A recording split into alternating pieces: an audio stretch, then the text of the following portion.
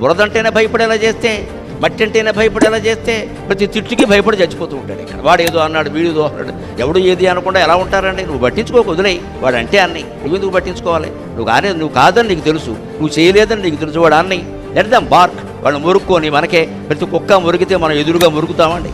కుక్క మురిగితే మనం ఏం చేస్తాం? ఉడుపుగా తప్పించుకుని పక్కకి పారిపోతాం. అది మురిగింది అని మనం మురగంగా మరీ గట్టిగా మురిగితే రాయిట్టు కొడతాం, అయిపోయా. ప్రతిదానికి మనం సమాధానం చెప్పక్కర్లేదండి, అవసరం లేదు అక్కడ. అలాగని మనసులో పెట్టుకుని బాధపడకూడదు. ఇంకా అంతకంటే సమాధానం చెప్పడమే మంచిది. మనసులో పెట్టుకుని అసలే బాధపడడం చేయలేదు కదా, ఏదో అనుకుంటారు అనుకొని వాళ్ళు ఎవరైనా మనం పట్టించుకోవాలా? ఈ స్థితి రావాలంటే మట్టిలో ఆడాలి, బురద నీళ్ళలో ఆడాలి. పూర్వం ఆడించేవారు, గేదె మీద ఈత కొట్టించేవాడు, ఏడరా అని చెప్పేవాళ్ళు. నేరేడకాయలు కొనమంటే కొనేవాళ్ళు కాదు, చెట్టెక్కి కోసుకో అనేవాడు. నేరేడు చెట్టెక్కి కోసుకునేవాళ్ళం ఆషాఢ మాసం. కాలు విరిగితే విరుగుతుంది, 3 వారాలు రెస్ట్, దానికేముంది, బడి మానేయచ్చు.